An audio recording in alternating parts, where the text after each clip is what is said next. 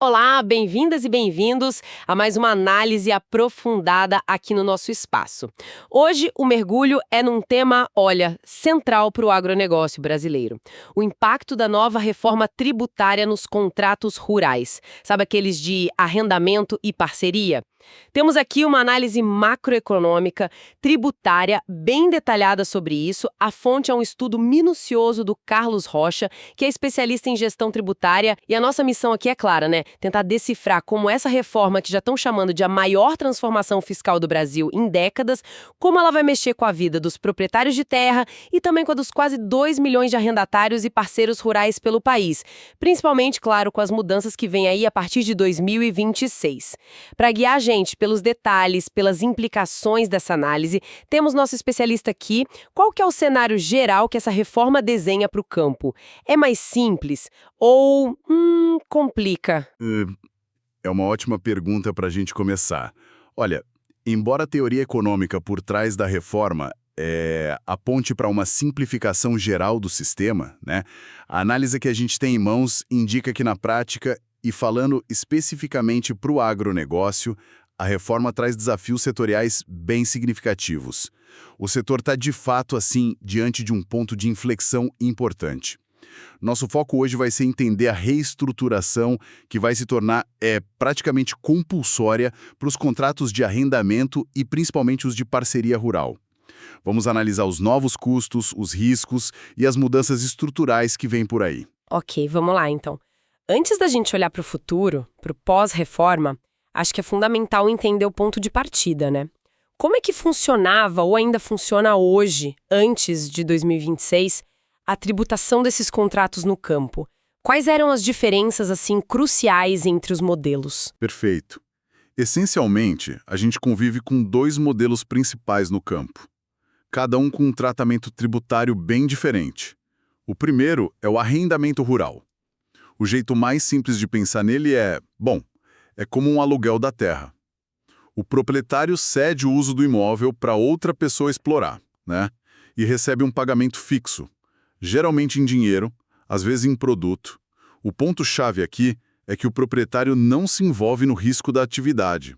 Tipo, se chover demais, se der praga, se o preço cair, para ele não muda nada, ele recebe o combinado.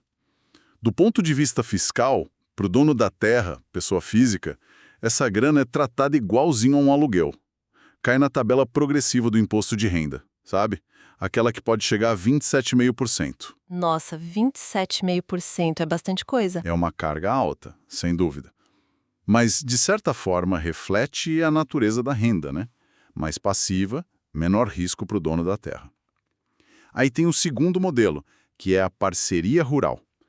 Aqui, a filosofia é completamente diferente. O proprietário, que a gente chama de parceiro outorgante, e o produtor rural, o parceiro outorgado, eles se juntam para explorar a terra. Eles compartilham não só o uso da terra, mas também os custos da produção, os riscos todos, clima, preço, praga, tudo isso. E, claro, dividem o resultado, a colheita, numa proporção que eles combinaram antes. Tributariamente, isso muda tudo. Para o proprietário pessoa física, a renda que vem da parceria é considerada resultado da atividade rural. Isso dá um tratamento fiscal, olha, muito mais vantajoso, usando o regime presumido, aproveitando as deduções. A carga tributária efetiva, na média, fica ali por volta de 5,5% sobre a receita bruta dele. Espera aí, 27,5% no arrendamento contra 5,5% na parceria. Para a mesma pessoa, o dono da terra. Nossa, a diferença é realmente gritante. É quase 5 vezes mais imposto no primeiro caso. Eu imagino que uma disparidade tão grande assim devia criar umas situações, digamos, criativas, né? Para não usar outra palavra. Exatamente. E aqui a gente entra num ponto crucial que a análise do Carlos Rocha destaca. O que é fascinante e, ao mesmo tempo, problemático é que essa diferença enorme de imposto criou, por muitos anos, o que o pessoal chama de incentivo perverso. Incentivo perverso? o estímulo para simulação, sabe? Muitos contratos que, na prática, no dia a dia, funcionavam como arrendamento puro, o dono da terra recebia um valor fixo, não corria risco nenhum, mas no papel assinavam um contrato de parceria rural. Ah, entendi. Para pagar menos imposto. Exato. O objetivo era claro: pagar só os 5,5% em vez dos 27,5%. Isso, claro, é ilegal. Configura simulação, sonegação fiscal. E as consequências podem ser pesadas, viu? Multa que pode chegar a 150% do imposto devido, mais juros Selic. E em casos mais graves, pode dar até processo criminal. Tem a lei de crimes contra a ordem tributária para isso. Então esse era um risco fiscal importante que já existia, muito antes da reforma entrar na conversa. Entendido. Então a gente já tinha um cenário complexo, né, com essa brecha sendo explorada via simulação, mesmo com os riscos todos. E agora, nesse contexto, chega a reforma tributária, trazendo o IBS à CBS, que devem começar para valer a partir de 2026. A pergunta que fica é: essa reforma vai simplificar essa situação? Vai fechar essa porta para a simulação de parceria? Olha, a resposta, segundo essa análise que a gente está vendo, é um pouco contraintuitiva.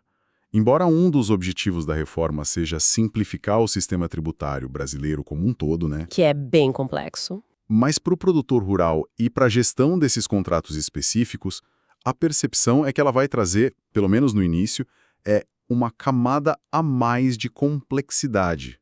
E de exigências burocráticas que se tornam pavio antes. Tem alguns pilares dessa mudança que ajudam a entender o porquê. Quais são esses pilares? Primeiro, uma mudança radical na periodicidade da apuração fiscal. O agro, historicamente, tinha uma relação com o fisco mais espaçada no tempo, né? Focada ali na declaração anual do imposto de renda, no livro caixa digital do produtor rural. Certo. Com a reforma, o setor entra de cabeça na lógica da apuração mensal do IBS e da CBS. Isso significa que a gestão financeira, contábil dentro da fazenda, vai precisar dar um salto de profissionalização.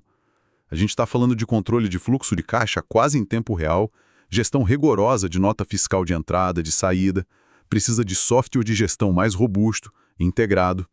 Tudo isso é custo operacional a mais. E demanda por contador especializado também aumenta. Imagino. É uma mudança grande na rotina. E o segundo ponto crucial, a obrigatoriedade da nota fiscal eletrônica, a NFE, específica para as operações de arrendamento parceria. Isso é um divisor de águas.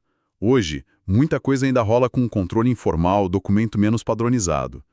Com a NFE rastreando cada pagamento, cada entrega de produto ligado a esses contratos, a operação fica transparente para o fisco.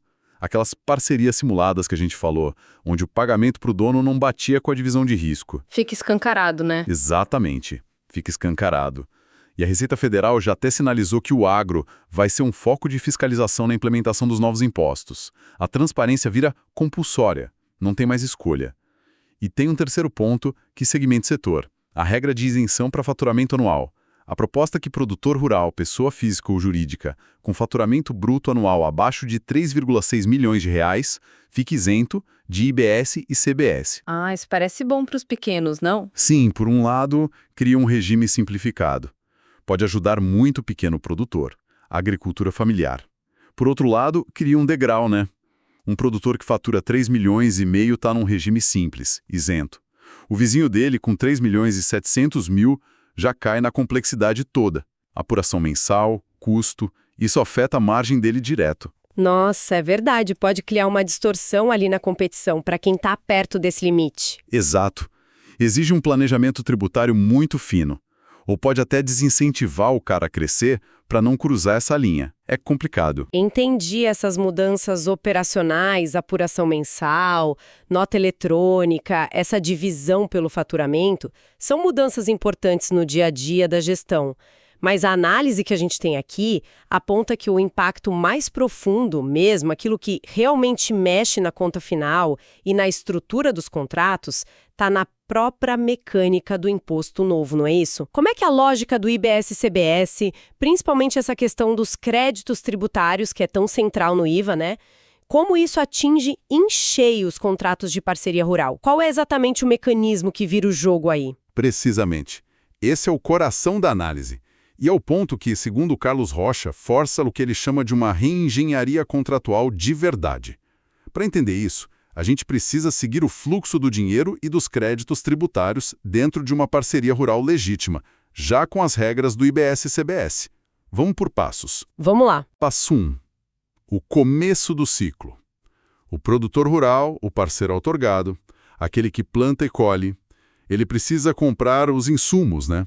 Semente, fertilizante, defensivo, diesel.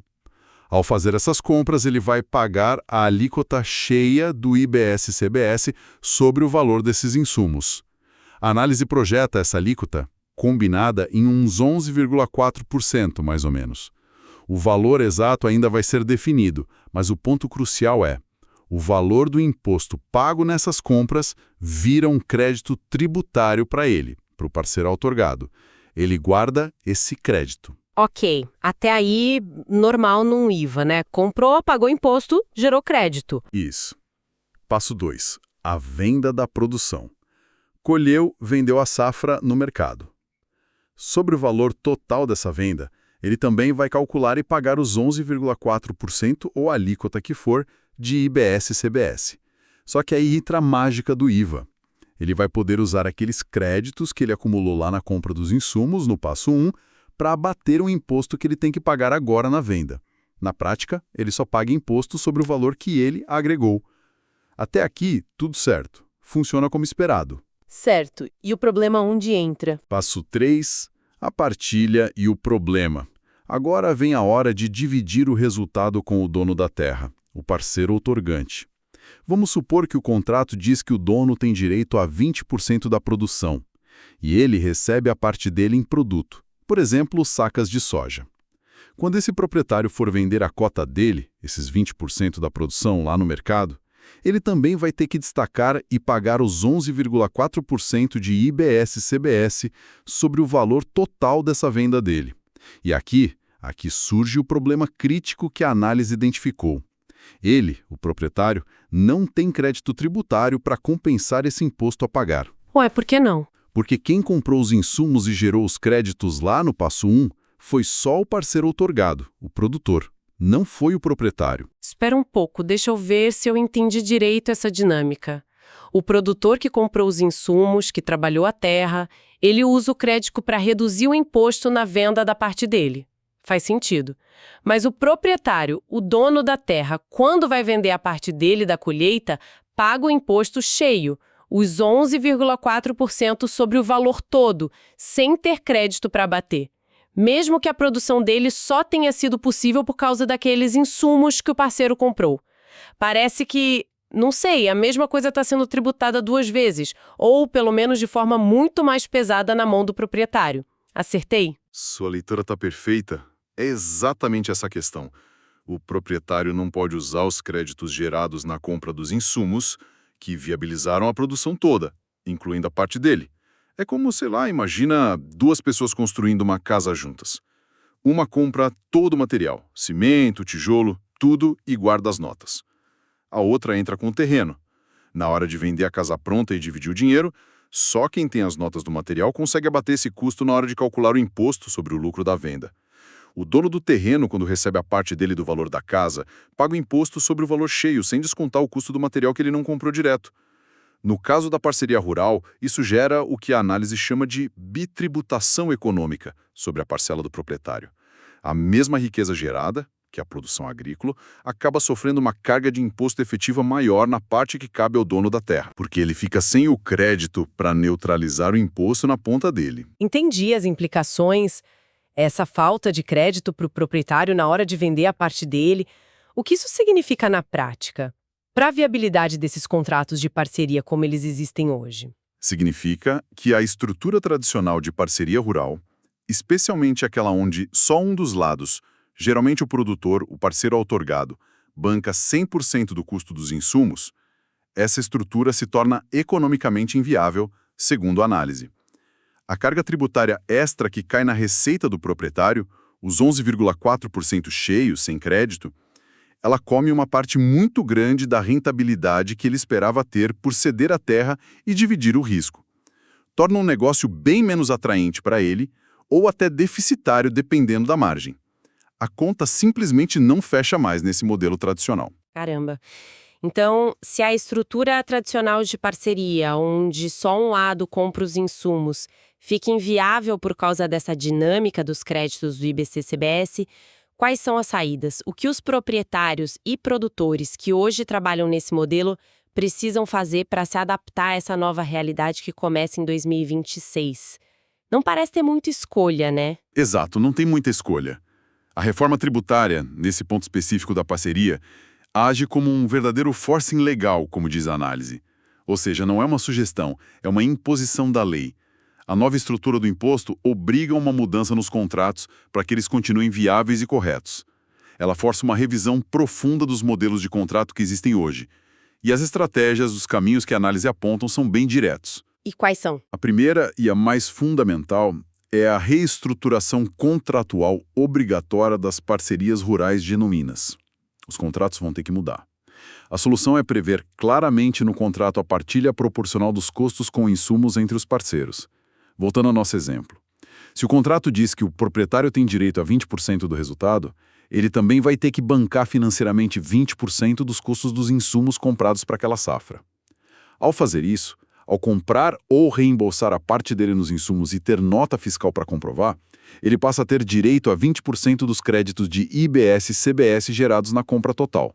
Aí sim, quando ele for vender a cota dele lá no final, ele vai ter os créditos para abater o imposto, neutraliza aquela bitributação que a gente falou. Ah, então ele vira um parceiro de fato nos custos também, não só no resultado. Exatamente, muda a natureza da relação. O proprietário deixa de ser só o dono da terra e vira um parceiro de verdade, dividindo o risco financeiro e operacional dos custos também. A segunda estratégia, ela vem direto da primeira e da maior transparência da NFE e da apuração mensal. É a necessidade urgente de formalização e clareza no contrato.